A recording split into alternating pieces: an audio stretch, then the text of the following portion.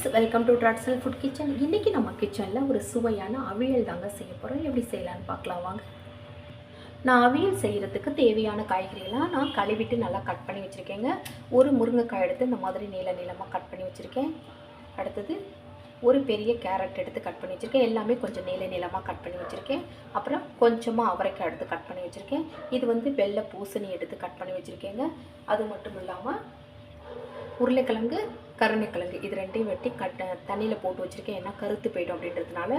நான் கருணைக்கிழங்கு இதில் இப்போ தண்ணியில் போடுறதுக்கு முன்னாடியே கொஞ்சம் புளி தண்ணி கல் உப்பு போட்டு கொஞ்சம் நேரம் ஊற விட்டுட்டு அதை அலசிட்டு திரும்ப இதில் போட்டிருக்கேன். ஏன்னா அப்போ தான் உங்களுக்கு அந்த அது மாதிரி கொஞ்சம் தொண்டையில் கொஞ்சம் அரிக்கிற மாதிரி இருக்கும் இல்லையா, அதெல்லாம் இருக்கக்கூடாது. அப்படின்னா நீங்கள் புளி தண்ணியில் ஒரு 2 நிமிஷம் போட்டு வச்சுட்டு அதுக்கு பிறகு கழுவிட்டு இதில் நான் போட்டு வச்சுருக்கேங்க. இதில் ஒரு உருளைக்கிழங்கு எடுத்து கட் பண்ணி போட்டு வச்சுருக்கேன். பாதி கருணைக்கிழங்கு எடுத்து கட் பண்ணி போட்டு வச்சுருக்கேன். இப்போ வாங்க எப்படி அவியல் செய்யலான்னு பார்க்கலாம். இப்போ அவியல் செய்கிறதுக்கு ஒரு பாத்திரம் வச்சுருக்கேன். அதில் 1 டீஸ்பூன் அளவுக்கு எண்ணெய் சேர்த்துடலாம்.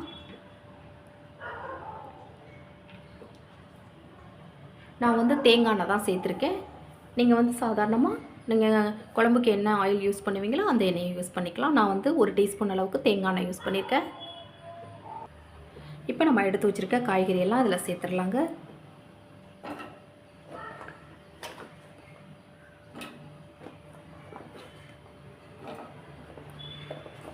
சீக்கிரமாக வேகக்கூடிய காய்கறிகளை மட்டும் கொஞ்சம் வதக்கினதுக்கு பிறகு நம்ம சேர்த்துக்கலாம்.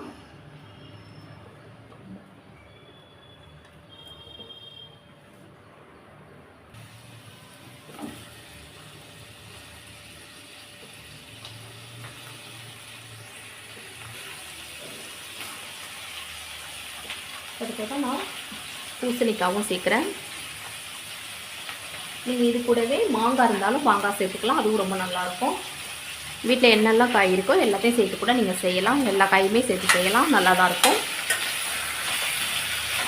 இதில் ஒரு 1/2 டீஸ்பூன் அளவுக்கு மஞ்சள் பொடி சேர்த்துடலாம்.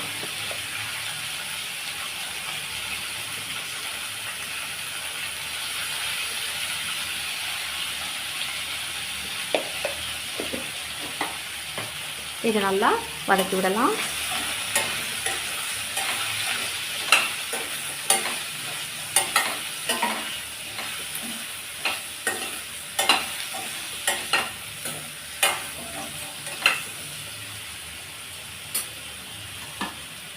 இப்போ அவரைக்காயும் சேர்த்துடலாம்.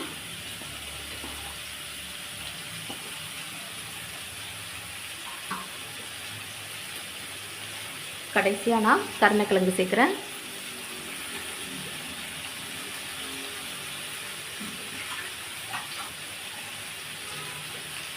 ஒரு 2 நிமிஷத்துக்கு நல்லா இந்த எண்ணெயிலே வதக்கி விட்டுறலாம். தேங்காய் எண்ணெயில் செய்யும்போது உங்களுக்கு நல்ல மணமாக இருக்கும், அதனால தான் நான் தேங்காய் எண்ணெயில் செய்கிறேன்.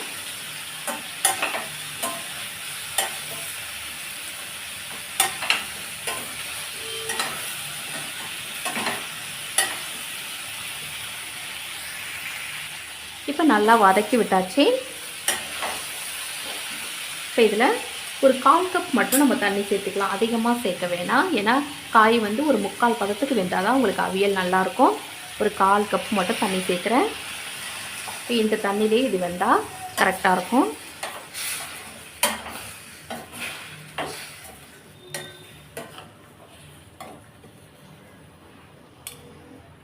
இப்போ அவியலுக்கு தேவையான அளவு உப்பு சேர்த்துடலாம்.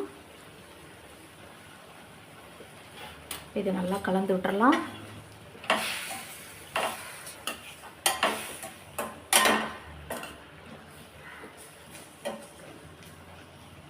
இப்போ இதை ஒரு மூடி போட்டு ஒரு 2 நிமிஷம் வெந்துட்டுருக்கட்டும்.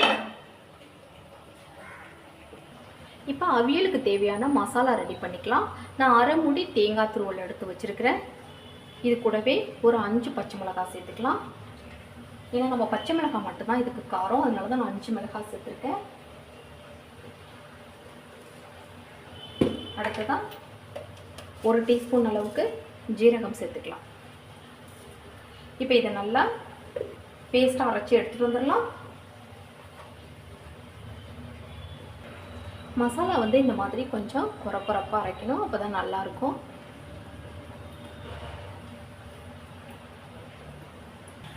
பாருங்கள், இப்போ பாதி அளவு நல்லாவே வெந்துருச்சு காய்.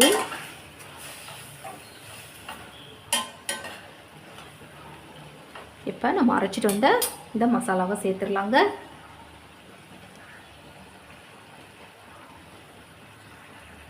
இதை நல்லா கலந்து விட்டுறலாம்.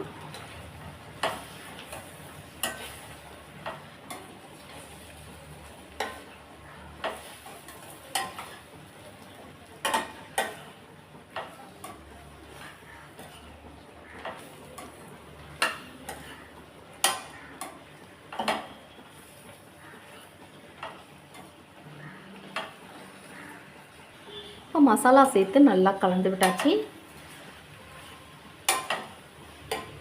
இப்போ அதில் ஒரு 2 டேபிள் ஸ்பூன் அளவுக்கு கெட்டி தயிர் சேர்த்துக்கலாம். நீங்கள் கெட்டி தயிர் சேர்க்கல அப்படின்னா நீங்கள் கொஞ்சமாக புளி ஊற வச்சு புளிக்கு கரைச்சல் கூட சேர்த்துக்கலாங்க. இது கொஞ்சம் புளிப்பு தன்மைக்காக சேர்க்குறேன். நான் 2 டேபிள் ஸ்பூன் அளவுக்கு சேர்க்குறேன். இதையும் நல்லா கலந்து விட்டுறலாம். அடுப்பை வந்து நல்லா சிம்மில் வச்சுக்கணும்.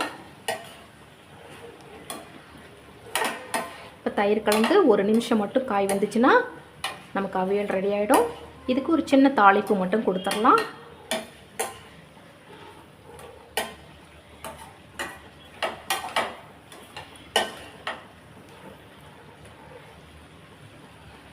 இதுக்கு ஒரு தாளிப்பு கொடுத்துடலாம். இப்போ தாளிப்புக்கு ஒரு பேன் வச்சுருக்கேன். அதில் 1 டீஸ்பூன் அளவுக்கு எண்ணெய் சேர்த்துக்கலாம். இதுவும் நான் தேங்காய் தான் சேர்க்குறேன். இப்போ எண்ணெய் சூடானோன்னு இதில் கொஞ்சமாக கடுகு சேர்த்துக்கலாம். இப்போ 1/2 டீஸ்பூன் அளவுக்கு நான் கடுகு சேர்க்குறேன். கடுகு கொஞ்சம் பொரியட்டும். இப்போ கடுகு பொடிய ஆரம்பிச்சிருச்சு. இதில் ஒரு கொத்துக்கு ஃப்ரெஷ்ஷான கருவேப்பிலையை இப்படி கிள்ளி போட்டுடலாம்.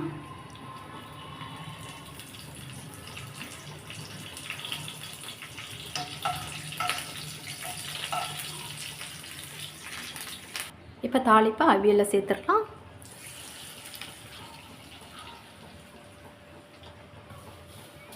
இதுலேயே கொஞ்சமாக நறுக்கிய கொத்தமல்லி சேர்த்துக்கலாம். இப்போ அவியல் ரெடி ஆகிடுச்சுங்க. இப்போ வேறு பிளேட்டுக்கு மாற்றிக்கலாம்.